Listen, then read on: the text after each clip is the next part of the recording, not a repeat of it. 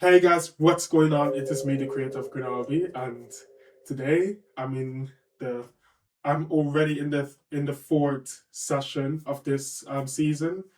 I'd say that this one has gone really quickly because I've done the first one about the SAS rule that was earlier in April. Then I've done Casalia Delphi with session two, and that's around mental health, not just mental health, but fitness and well-being. Then I've done session 3.2 about financial health with Kinsley. And then lastly, this to wrap this off at the second row, we have Mallika Khan. Hey, really excited to talk to you about social building. Really important. So yeah, so before we get started, I would like to introduce myself just one more time and then introduce you. So my name is Arachne Beckford and I'm the content creator of Greenalby, just as mentioned earlier.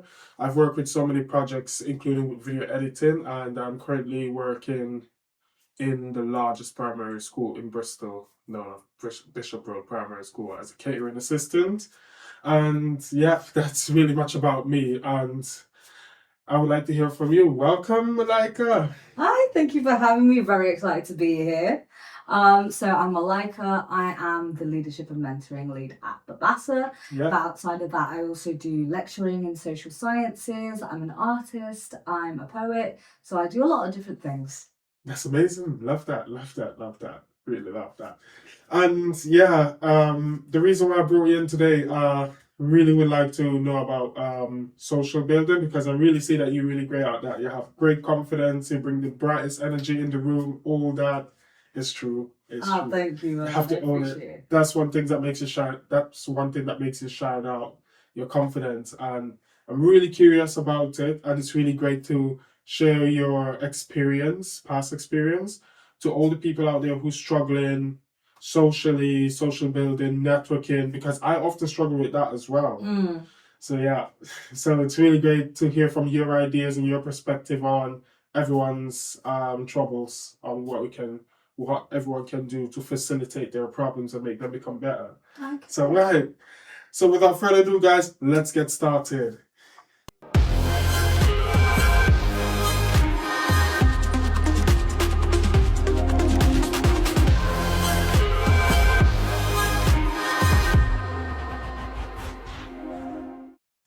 Right. So Malika, first of all, in terms of social building, what has been your biggest weakness in social building? Oh, well, I guess my biggest weakness was so when I was younger, I was actually a really, really shy kid. Yeah. I was like someone, when you have parents' evening, they're like, oh, they're really, really like smart, but they never put their hand up and like they never say anything. Yeah. So that was me. So I think mine was actually that I'm actually quite shy in real life and I like to keep to myself. So yeah, I think for me it was actually learning that my voice does matter. I have things to say, and I'm actually a great person. Like I've got a lot of skills in my toolkit that people do want. So when it comes to social building and making friends or just networking, it's just like it's being able to believe in yourself and Definitely think that you're someone who's worthwhile talking to. So yeah, I think that was like one of my biggest ones growing up. But now I have no shame. There's no shame in like chatting to people. What's the worst that people can say? No. That's it. Yeah, the worst that people can say is no. Yeah. Like, is it always like that? Is it not? Like, in my perspective, the worst that people can say, I mean, no is a nice way of doing a rejection. That's perfectly fine. But let's say you're approaching somebody and the person just said, ew, get away from me. You're creeping me out. I've got a lot of that. And that's, for me, that's worse than just saying no. Well, I feel like in those kind of situations, you have to think about what they're saying. So if they're saying stuff that's quite negative, like, is it just a reflection of themselves? Is that someone that you should be talking to? Because if they make you feel a certain type of way, just because of the way you might speak or the way you might act, like, maybe they're not someone who's worth having in your life, you know? Yeah, that's true. Because I remember I tried to approach someone on the street. I think that was in the UK, and then there was like EU pedo, get away from me, and I was like, approaching someone on the street, that's really my biggest challenge, right? Mm. So from there, I was like, I shy away. I literally don't want to talk to anyone on the street. The only time I'm open to talk is, let's say, in community space and safe space, like Babasa, like the young people from the creator program. Like I speak to them every now and then because we are in a program, or pretty much anywhere that is more communal, more community, rather than being on the street, because it's really hard to approach someone on the street. Oh, definitely. I think, yeah, it's definitely a big skill to do. Like, I didn't start out with, just approaching people randomly on the street. It's usually, bouncing off other friends. And then, at events, maybe, saying, you know what, I'm going to talk to one person today. And if I can talk to that one person, then it's okay. And then you start building that up to maybe I can talk to a little bit more and all that kind of thing.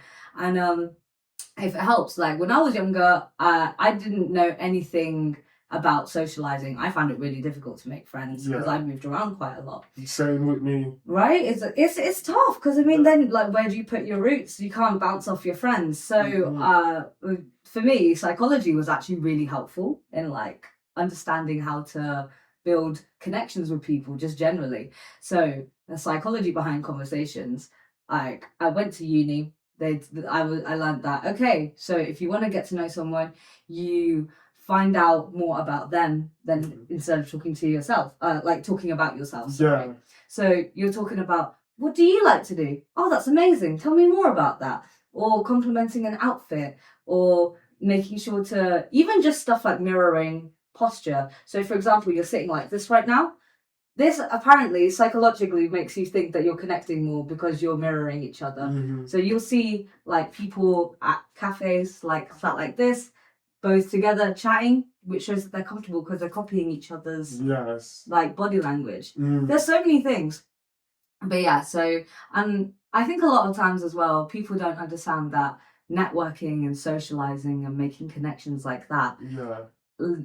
A lot of it is about being proactive and listening to the other person. Sometimes if you listen to people conversing, some people just listen to respond, but the difference and how you can make a deeper connection is when you listen to what the other person is saying. 100%. Take that, be able to say it back to them and be like, oh, so this is what you mean, and elaborate and tell me more, and like actually really take in what the other person is saying rather than like interrupting or waiting to like say the thing that you're thinking about. 100%, that's true. Yeah, I really love that insight. Really love that. Even though many of them are like quite usual stuff that we're saying, but yeah, let's think about it that way. You say you moved a lot, and that has been a challenge to make friends, because I had that as well. And I remember I was born in Jamaica, and I moved to Aruba when I was just 1 year old. Just roughly, it's about the same distance like from UK to France. That's roughly the distance. And when I moved to Aruba, I lived there for 18 years, and I grew up surrounded with people. I wouldn't even classify them as friends, because I never had anyone in Aruba beside my family that actually cares about me. It was just mom and dad, and that's it. But a lot of people used to tell me, in the UK, people are often more. They don't like to talk to anyone. They're inapproachable. And when I was like, are you sure about that? Because I'm pretty sure in Aruba, people are approachable, but they easily love to judge someone. That's the thing. But in England, right here, after I moved from the Netherlands and I moved to England just in 2021, I start talking to people in Bristol in communal area, and I never felt this comfortable ever. Like I start being my own self, and then fast forward into 2025, right now. I just feel like I'm in my peak right now when it comes to socializing and all That's that. good. That's really good to hear, man. Yeah. Okay. So I mean, it also goes to show that you're able to stay in a place for a long time, find your community, find people that you can talk to and share like parts of your life with. That's really good that you've been able to find that. Yeah, definitely. That was my perspective that was my journey perspective of social and traveling. I want to hear about you now. Okay, about like my time like traveling around. Okay, so basically, I was born in Pakistan, moved to the UK. I lived in Luton, I lived in London, I lived in Slough, I lived in Oxford, I lived in Cambridge, I went to Wales, I went to Bristol, and luckily I've managed to stay here. So just a lot of moving around. And yeah, when you do that, it is just really hard to find people. It is really hard. Even I remember when I came into UK, I was in Ealing in London for the first time. Then I moved into Luton in 2021 in January, and I stayed here for 6 months. Then mom and dad was like, I really want to get out of Luton because it's very quiet. Nothing is going on there. They want to move into Bristol because there's families there and we can socialize, and then we can sort of plan something together and all that. Now when we moved to Bristol, this is where it actually flipped. My family members that's in Barton Hill and in Barton Hill and Easton. They had told us that we can come into their place and stay at the place and pay bills, not knowing that they actually throw the rent on top of us when that wasn't an agreement. So then we say we're not comfortable with that. We had to move out, and then it just the conversation, the relationship between them was heated and all of that. So into a point where me and my parents have to move out and we have to find a place. So we found a place in Speedwell. A property, and then now we're renting that property for over 3 years now and counting, and I'm in my safe space now. That's really good. Yeah. That's really good to hear. Okay, that's amazing. I think, I was quite lucky so I came here for university, so it was nice that I had somewhere to live. I was in a house full of students, and I was in a house full of 12 other people. Yeah. It was a lot. But somehow I was friends with all of them. But I think as well is when you find your people, you don't have to hide as much. Or I think the most important thing about it is to be yourself. You have to bring your charm, you have to bring your passion, you have to bring your energy. Even if you're an introvert, I always think that the world is seemingly made for people who are extroverted. So people who, are neurodivergent or who might just not be the loudest voice in the room. Right. They might find it harder to make those connections because they're not made to be life of the party type. Right, 100%. Exactly. We can't have everyone be the life of the party because otherwise it would lose all meaning, right? Mm-hmm. But yeah, it means you can still bring that same energy, but in a different way. if you're someone who likes to cling to the corner of the room, you find somebody else in that room who also clings to the corner. You're I hate these events. What do you, how are you finding this? And you can bond over that shared, dislike of having to network. Mm-hmm. Or, what do you like to do instead of socializing at big parties? You can find out what you have in common based on that. So there's not just one way to do it. I think that's how I found my niche. I knew that I wasn't going to be the popular babe, but I was going to be the weird one. So I found the other weirdos. So it all works. Yeah, definitely. I love that. Really love that. And my next question is though, let's say someone they don't know how to communicate, socialize, etc., and they feel really scared, or not just scared, but they feel like they haven't found themselves yet into a point into where they feel comfortable going, whether it's museum or art, etc. But they just don't know where to start. What would your advice be to them? My advice would be, so again, how I said earlier, conversation is actually a lot about the other person that you're talking to. So even if they don't know much about you, you can always put focus on them. Yes. In psychology, sorry, I'm going to bring up psychology again. In psychology, there's this thing that you can go on so there's this topic I call, instead of networking, I call it corporate flirting, because in the dating world, sorry to bring up dating. That's fine. So in terms of dating, in psychology, if you had a date with somebody and you spent the entire time talking about them and you don't mention anything about yourself, the person will walk away from that date feeling wow, that was such a great date. This person is so cool, even though you didn't mention a thing about yourself, because essentially we love ourselves. We love talking about ourselves. We love talking about the things we're interested in. We love talking about life.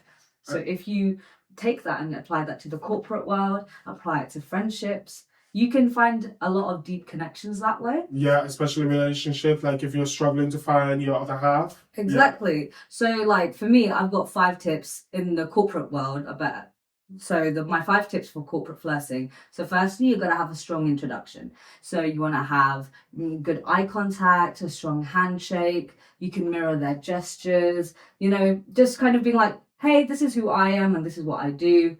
Just so somebody is able to remember you, because that will be important for later. Definitely. Right? Number 2, you want to bring the banter. It's okay not to be super, super formal at these events. You just need to read the room a little bit. Do they seem like they're someone who would take a joke? Do you think they're someone who's a bit more serious? And like kind of working that way. Because sometimes I'll meet people I'm like, oh, what do you study? They're like, oh, I do engineering. Right? I'll pray for your mental health then, because engineering sounds horrible. Like, you can make little jokes here and there. Yeah. And do it that way. Number 3, I would say you got to make sure that you're complimenting them, being like, wow, that's so incredible that you do that. Listen to the things they're talking about, congratulate them on their achievements, because that'll like come back for later. And then number 4, get those deets, get the details from them about how you could contact them or ask them for advice, and thank them for the advice that they give you if they do give them. Yes. It goes back to complimenting. 100%.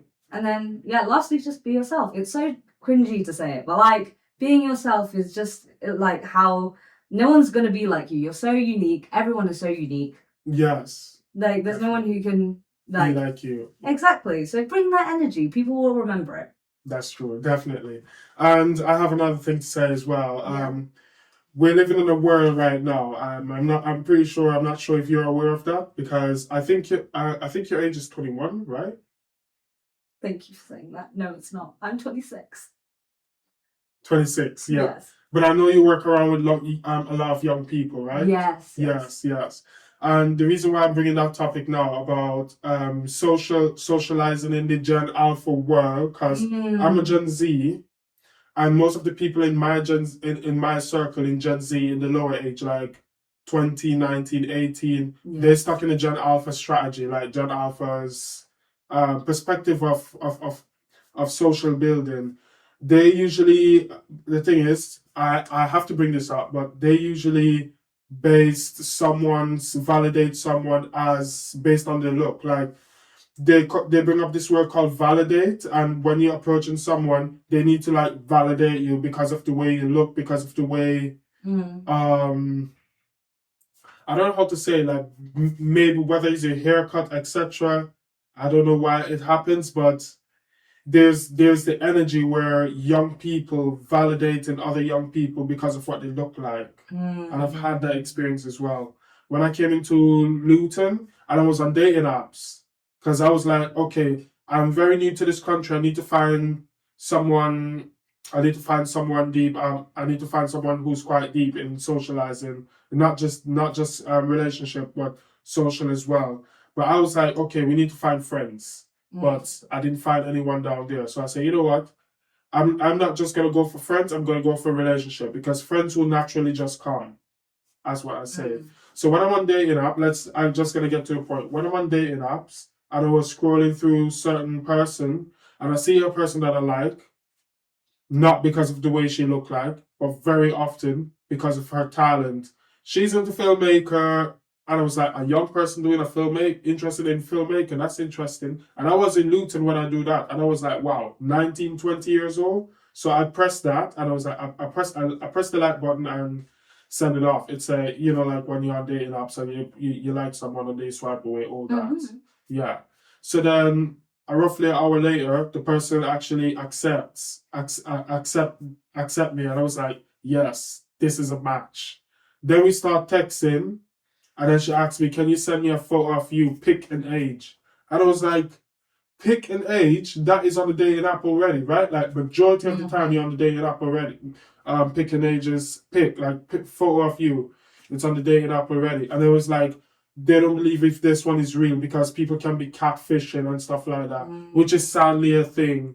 And the thing is, when I sent them the actual picture of me, and that one was actual raw, like I was just in the living room scrolling through, and then they said that. I just do this, click, send that, and the person was like, wow, you look completely different to the other picture. And I was like, these are the same people. How is this different? And it was like, you look older, your hairline is more back, and I was like, okay, that kind of energy, I need to keep away. And then from that, I have this type of perspective. When something happened to me, I just believe when something happened to me in dating up for one person, if it looked too good to be true, I just assuming that everything else gonna be that way. That's horrible. I'm really sorry you had that experience.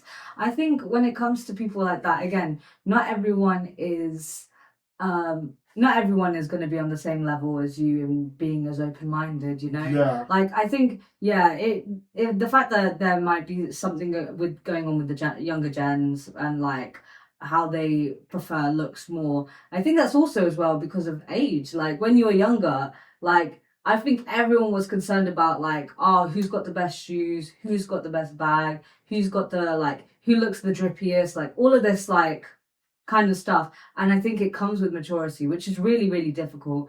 But it does go to show as well that if you value someone's personality, their talents and stuff like that, like you have to take that, and it means that these kinds of people who just validate looks, Right. they're looking for more shallow things, and they're not the kind of people you need in your life. That's right. It's again thinking about as well, like I'm really important and my time is precious, and like it's another thing as well that you can apply to friendships, to relationships, to the corporate world. Your time is precious. Don't focus on having as many friends as possible, as many connections at that work event. Right. Like focus on quality. Yeah. Exactly. Yeah. Like you got to focus on the quality of your friends. You got to focus on the quality of the connections you build when you're networking.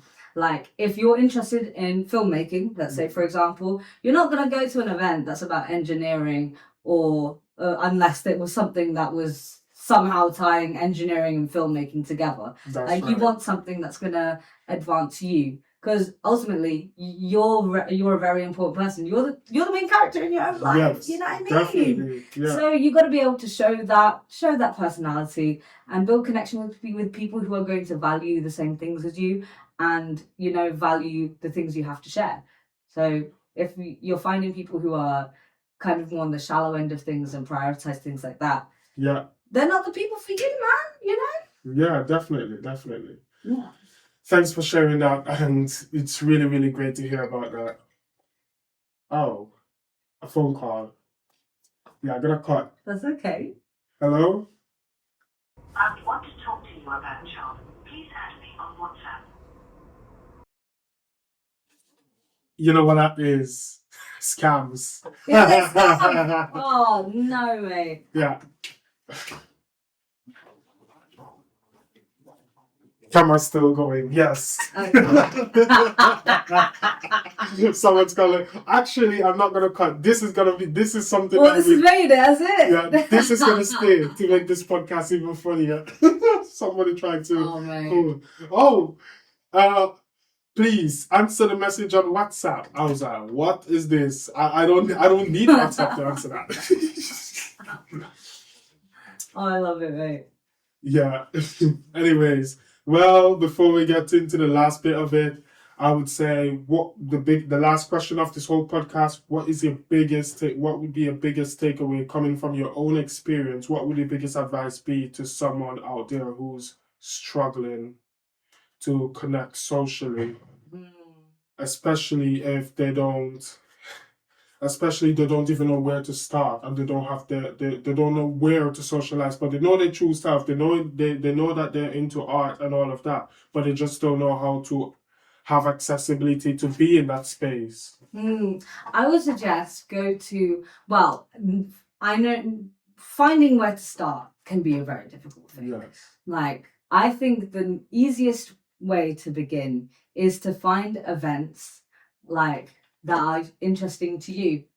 So if you're interested in the arts, for example, like, oh, I really like poetry, go to a poetry event. Yeah. Like, or go to a poetry workshop. Some of this, it does involve going out of your comfort zone a little bit, but I think the more you do something that's a little bit uncomfortable, the more you do that, the less difficult it becomes. Yeah. Right? When you leave something for too long, sometimes it becomes so much like bigger in your head, and then when you actually do it, you're like, oh, that actually wasn't so bad. So go to those events, go to those like things that like go to a gig if you're really into music. Yeah. And you can find people with similar interests there. Even if it's just as much as like, oh, do you know what the time is? Or, oh, like, do you know the way? I'm a little bit lost. Like, there's things you can find. Or, like, I remember, oh gosh, when I first started, like, doing poetry, I went to this workshop and there was an event I went to. I was sat next to this random person and I accidentally, like, sat on her bag. Like that. And I thought, oh God, she must hate me. And then later on, she, like, whispered to me and she was like, I have no idea what this poet is saying. And I was like, thank God. I thought I was the only one who didn't understand what he was talking about as well. And you can find little connections like just like that. Just like that, yeah. So again, don't be afraid to make the first move, I'd say. Go to events and things that you enjoy. But don't be afraid to push yourself out of the comfort zone. If you talk to one person, then you've networked and made a connection. And it's a quality one because they're interested in the same things you're interested in. Definitely, I Exactly. love that. Thanks for the feedback and thanks for thanks for the advice to me and thanks for the advice to all the audience as well. Yeah. Lastly, last question: do you have any shout outs? Like, do you have any socials to shout outs? Ooh, I've got my art Instagram where I post all my art and poetry on, so I would absolutely love to share that. Yeah, definitely. Go ahead. Okay, it's at mallika.jpg, but instead of an A, it's a V. so I can always like send it to you as well. So Definitely. that's pretty much I'm just gonna put that in the bottom right there. Yeah. awesome. Yeah, like everyone watched my podcast before, and I would just put the social handle just under there like this. Okay. Yeah, Awesome. and then it just happened.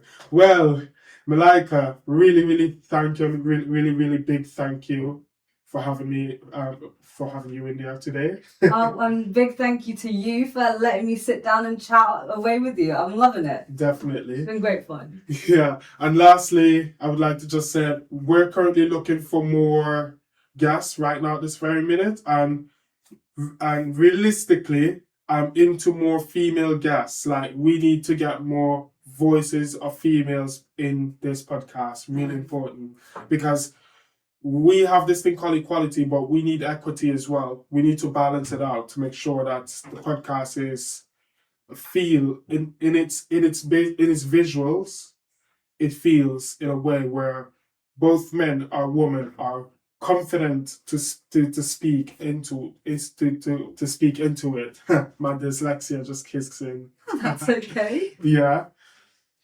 Just to put it on pen of paper, we need more women because men and women ratio, we need to keep them balanced so then this podcast can be well designed for all gender, all ages, regardless. Because your gender is they, them, right? Yes. Am I your first non-binary guest? Yes, that's right. I am so honoured. Thank you. Definitely. So we need more, and non-binary, they, them, whether it's anything else, it's important by the end of the day you just be you. Whether you're transgender, anything, at the end of the day, you're a human being. You are you. That's literally it. So lastly, before I left, be sure to invite everyone. Ideally, I would say more female, more transgender, more diverse people from diverse backgrounds. We need more of that people. Thanks for having me in. Mallika, thank you for joining in this thing. It's a big special day. And thank you. Thank you for sharing me with these wonderful insights about social building. And really would be great to have you again. Oh, of course. Anytime, Loretta. You know. Yeah. Bye, everyone.